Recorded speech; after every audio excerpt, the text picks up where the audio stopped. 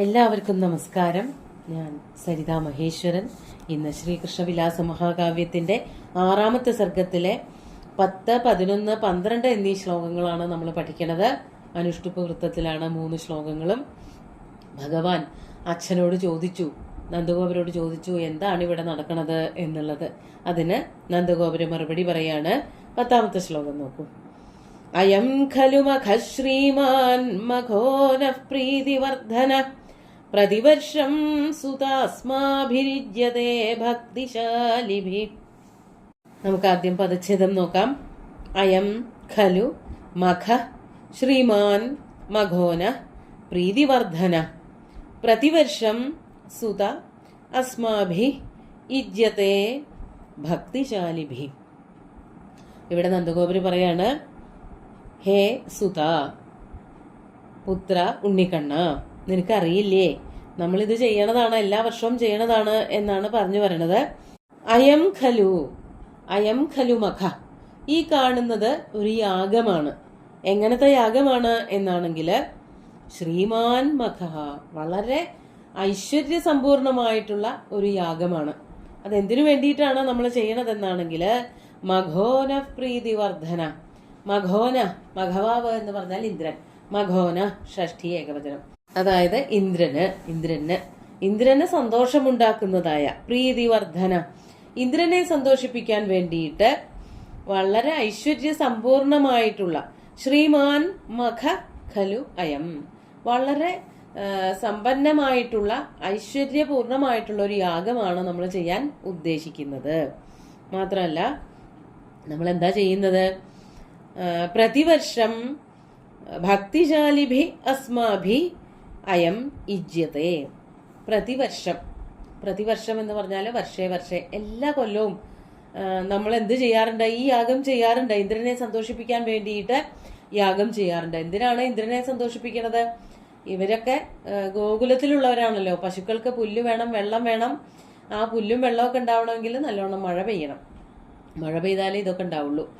അപ്പോൾ ഇന്ദ്രനെ സന്തോഷിപ്പിച്ചാൽ നല്ല മഴയുണ്ടാവും. അതിനു വേണ്ടിയിട്ട് ഇന്ദ്രനെ സന്തോഷിപ്പിക്കുന്ന ഒരു യാഗമാണ് നമ്മൾ ചെയ്യാൻ പോണത്. അത് ഈ അർത്ഥമൊക്കെ അല്ലെങ്കിൽ ഈ വിഷയങ്ങളൊക്കെ അടുത്ത വരികളിൽ പറയും, അടുത്ത ശ്ലോകങ്ങളിൽ പറയും.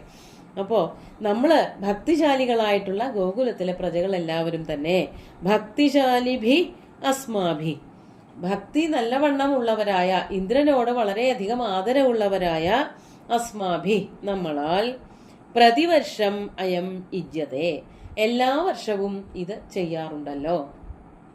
നീ ഇപ്പോഴാണോ ഇത് ശ്രദ്ധിക്കണേ എന്നുള്ള ഒരർത്ഥത്തിലാണ് ചോദിക്കുന്നത്. പിന്നെ ഉണ്ണിക്കണ്ണൻ വളർന്ന് വലുതായി വരുമ്പോഴാണല്ലോ ഓരോന്നോരോന്നായിട്ട് മനസ്സിലാക്കി വരിക. അപ്പോൾ കഴിഞ്ഞ വർഷവും നമ്മൾ ചെയ്തിരുന്നു, ഈ വർഷം അതാ നമ്മൾ ചെയ്യാൻ പോണു, ഇന്ദ്രനെ ആരാധിക്കാനുള്ളതായ ഒരു യജ്ഞം എന്ന് പറയാണ് നന്ദഗോപര്. നമുക്ക് അടുത്ത ശ്ലോകം കൂടി നോക്കാം. അസ്മിൻ പ്രീതേ സഹസ്രാക്ഷേ ശ്യാമാസ്തരള വിദ്യുത വൃഷ്ടിഭിഃ പ്രീണയന്ത്യസ്മാൻ കാലേ കാലേ വലാഹകാ. ഇവിടെ പദച്ഛേദം ആദ്യം പറയാം. അസ്മിൻ പ്രീതേ സഹസ്രാക്ഷേ ശ്യാമാ തരള വിദ്യുത വൃഷ്ടിഭിഃ പ്രീണയന്തി അസ്മാൻ കാലേ കാലേ വലാഹകാ. ഇവിടെ ഇന്ദ്രനെ പ്രസാദിപ്പിക്കുന്നത് എന്തിനാണ് എന്നാണ് നന്ദഗോപര് ആദ്യം തന്നെ പറയണത്. ഇങ്ങനെ ഒരു യാഗം ചെയ്യുമ്പോൾ, അസ്മിൻ, ഈ യാഗത്തിൽ, യാഗം ചെയ്യുമ്പോൾ, സഹസ്രാക്ഷേ പ്രീതേ സതി, സഹസ്രാക്ഷൻ എന്ന് പറഞ്ഞാല് സഹസ്രം അക്ഷീണി സന്ധ്യസ്യ ഇതി സഹസ്രാക്ഷ, ഇന്ദ്രനാണ്. ഇന്ദ്രന് 1000 കണ്ണുകളുണ്ട്. 1000 കണ്ണൻ എന്നാണ് മറ്റൊരു വിശേഷണം അല്ലെങ്കിൽ മറ്റൊരു നാമം.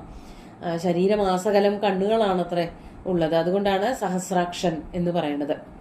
ആ സഹസ്രാക്ഷൻ സന്തോഷിച്ചാൽ, പ്രീതനായിട്ടുണ്ടെങ്കിൽ എന്താണ് ഗുണമുള്ളത്? ശ്യാമാ തരള വിദ്യുത വലാഹകാ. ശ്യാമാഹ എന്ന് പറഞ്ഞാൽ കറുത്തിരുണ്ടതായ, തരള വിദ്യുത ചഞ്ചലമായ ഇടിമിന്നലോട് കൂടിയ, വലാഹകാഹ വലാഹകങ്ങൾ, വലാഹകം എന്ന് പറഞ്ഞാൽ മേഘം എന്നാണ് അർത്ഥം. വാരീണാം വാഹകാഹ വലാഹകാഹ, വഹിച്ചുകൊണ്ട് നടക്കുന്നവര് എന്നുള്ള അർത്ഥത്തിലാണ് വലാഹകങ്ങൾ എന്ന് പേരിട്ടിരിക്കുന്നത്. വെള്ളം ഇങ്ങനെ വഹിച്ചുകൊണ്ട് നടക്കുന്നവരാണ് മേഘങ്ങൾ. അപ്പോൾ നല്ല കറുത്തിരുണ്ട മേഘങ്ങൾ എന്ന് പറഞ്ഞാൽ സാധാരണ വെള്ളമേഘങ്ങളിലൊന്നും വെള്ളമില്ല, കറുത്ത മേഘങ്ങളിലാണ് വെള്ളമുള്ളത്. അപ്പോൾ കറുത്തിരുണ്ട കാർമേഘങ്ങൾ, ഒപ്പം ഇടിമിന്നലോട് കൂടിയിട്ട്. കാർമേഘത്തിന്റെ വരവ് ഒറ്റയ്ക്കാവില്ല, ഇടിമിന്നൽ ഉണ്ടാവും, മഴയുണ്ടാവും, അപ്പോൾ ഇടി ഒച്ച ഉണ്ടാവും, അതൊക്കെ കൂടിയിട്ട് ഉള്ള മേഘങ്ങൾ. വലാഹകാഹ വൃഷ്ടിഭി, വൃഷ്ടികളാൽ, നല്ല മഴ കൊണ്ട്, നല്ല കടുത്ത മഴ കൊണ്ട്. അതായത് അത് ആവശ്യമാണ്. മഴ ഉണ്ടായാലേ ഭൂമി പുഷ്പഫല സമൃദ്ധി ഉള്ളവളാവുള്ളൂ. അപ്പോൾ അങ്ങനെയുള്ള നല്ല മഴ കൊണ്ട്, വൃഷ്ടി കൊണ്ട്. അസ്മാൻ കാലേ കാലേ പ്രീണയന്തി, നമ്മളെ എല്ലാവരെയും തന്നെ, പ്രത്യേകിച്ച് ഗോകുലത്തിലെ ജനങ്ങളെ മുഴുവനും തന്നെ, കാലേ കാലേ, കാലേ കാലേ എല്ലാ കാലവും എല്ലാ കാലത്തും, പ്രീണയന്തി സന്തോഷിപ്പിക്കുന്നു. നമുക്ക് മഴ കിട്ടിയാലേ സന്തോഷം വരുള്ളൂ. ആ സന്തോഷം തരുന്നത് മഴ ആണ്. മഴയ്ക്ക് കാരണമാകുന്നത് മേഘമാണ്. മേഘങ്ങളെ ഭൂമിയിലേക്ക് നന്നായി മഴ പെയ്യാൻ വേണ്ടി പറഞ്ഞയക്കണത് ഇന്ദ്രനാണ്. അപ്പോൾ സ്വാഭാവികമായിട്ട് പൂജ ചെയ്യേണ്ടത് ഇന്ദ്രനാണ്. ഇന്ദ്രൻ സന്തോഷിച്ചാൽ ഗോകുലത്തിലുള്ള ജനങ്ങൾക്ക് എല്ലാവർക്കും വളരെ സന്തോഷാവും. അതിനു വേണ്ടിയിട്ടാണ് ഇപ്പോൾ നമ്മളിവിടെ യാഗം ചെയ്യണത് എന്നാണ് നന്ദഗോപര് ഉണ്ണിക്കണ്ണനോട് പറയണത്. എന്നിട്ട് നന്ദഗോപര് ശ്രീകൃഷ്ണനോട് പറയാണ്. അപ്പോൾ ശ്രീകൃഷ്ണൻ ആരാണ് എന്നുള്ളൊരു ബോധ്യം വന്നതായിട്ട് തോന്നും ഈ ശ്ലോകത്തിൽ അർത്ഥം പറയുമ്പോൾ. അങ്ങനെ പറഞ്ഞിട്ടുണ്ടോയെന്നറിയില്ല, സുകുമാരകവി നമ്മളോട് പറയുക ചെയ്യണത്. അങ്ങനെ നന്ദഗോപര് ഉണ്ണിക്കണ്ണനോട് പ്രാർത്ഥിച്ചു എന്ന്. നമുക്ക് ആദ്യം ശ്ലോകം ചൊല്ലാം. സമിത്രസ്ത്വമിമം യജ്ഞമനുസന്ധാതുമർഹസി വത്സത്വം ഖലു മേ പുത്ര സഖാ ബന്ധുഃ പരാഗതി. ഇത് 12ാമത്തെ ശ്ലോകമാണ്. നമുക്ക് ആദ്യം പദച്ഛേദം പറയാം. സമിത്ര ത്വം ഇമം യജ്ഞം അനുസന്ധാതും അർഹസി വത്സ ത്വം ഖലു മേ പുത്ര സഖാ ബന്ധു പരാഗതി. എന്താ ഇവിടെ പറയണത് എന്നാണെങ്കിൽ, ഉണ്ണിക്കണ്ണനെ മടിയിൽ വിളിച്ചിരുത്തി കെട്ടിപ്പിടിച്ച് കാര്യങ്ങളൊക്കെ പറഞ്ഞു കഴിഞ്ഞ് അത്രയും നേരമായപ്പോൾ നന്ദഗോപർക്ക് ഒരു തോന്നലാണ്. നന്ദഗോപര് പറയാണ്, ത്വം ഉണ്ണിക്കണ്ണ നീയ്, സമിത്ര എന്ന് പറഞ്ഞാൽ മിത്രങ്ങളോട് കൂടിയിട്ട്, നിനക്ക് ഇവിടെ കുറെ ഗോപബാലകന്മാരെ കൂട്ടുകാരുണ്ടല്ലോ, അവരെ എല്ലാവരെയും കൂട്ടിച്ചേർത്തുകൊണ്ട് എല്ലാ കൂട്ടുകാരെയും വിളിച്ചു വരുത്തിയിട്ട്, ഇമം യജ്ഞം അനുസന്ധാതും അർഹസി, ഈ യജ്ഞം പരിപൂർണമാക്കി തരാൻ ഉത്സാഹിക്കണം.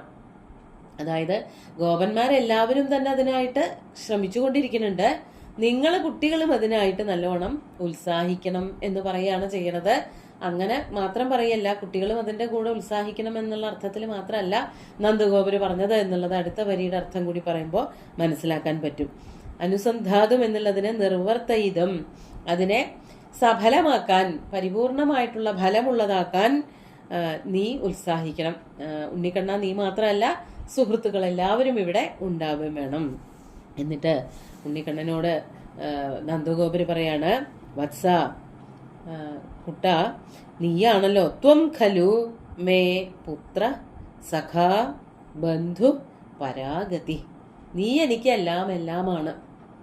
അങ്ങ് എന്ന് പറഞ്ഞില്ല എന്നേ ഉള്ളൂ, പുത്രനായതുകൊണ്ട് അത്ര വലിയൊരു ബഹുമാനിക്കാനുള്ള പദം ഉപയോഗിച്ചില്ല എന്നേ ഉള്ളൂ. പറയാണ്, നീയാണല്ലോ സർവവും, മേ പുത്ര എന്റെ പുത്രനുമാണ്, സഖാ എന്റെ സുഹൃത്താണ്, മേ ബന്ധു എന്റെ ബന്ധുവാണ്, എന്റെ പരാഗതി എന്റെ പരമമായിട്ടുള്ള ഗതിയും എന്റെ പ്രാപ്തിസ്ഥാനവും ലക്ഷ്യസ്ഥാനവും മോക്ഷവും ഒക്കെ നീ തന്നെയല്ലേ. പറഞ്ഞു വന്നപ്പോൾ പെട്ടെന്ന് നന്ദഗോപര് ആ ഒരു തലത്തിലേക്ക് കൂടി മാറിപ്പോയതായിട്ട് തോന്നും. അപ്പോൾ എല്ലാം നീ തന്നെയാണ്, ഈ ലോകം മുഴുവനും അങ്ങയുടെ കയ്യിലാണ്, നിന്റെ കയ്യിലാണ് എന്നുള്ളത് കൊണ്ട് കൂടിയാണ് ഭഗവാനോട് അല്ലെങ്കിൽ ഉണ്ണിക്കണ്ണനോട് നന്ദഗോപൻ ഇങ്ങനെ പറഞ്ഞത്. നീ അവിടെ ഉണ്ടെങ്കിലേ ഇത് ഫലവത്തായി തീരുള്ളൂ, കൂട്ടുകാരോടൊക്കെ കൂടിയിട്ട് ഒരുമിച്ച് നിന്ന് ഉത്സാഹിക്കൂട്ടോ എന്ന് നന്ദഗോപര് ശ്രീകൃഷ്ണനോട് പറയുകയാണ് ചെയ്യുന്നത്. അങ്ങനെ അച്ഛന്റെയും മകന്റെയും നന്ദഗോപരുടെയും ശ്രീകൃഷ്ണന്റെയും സംഭാഷണം ഇവിടെ തീരുകയാണ് ചെയ്യുന്നത്. നമുക്ക് ശ്ലോകങ്ങൾ ഒന്നുകൂടി ചൊല്ലി നോക്കാം.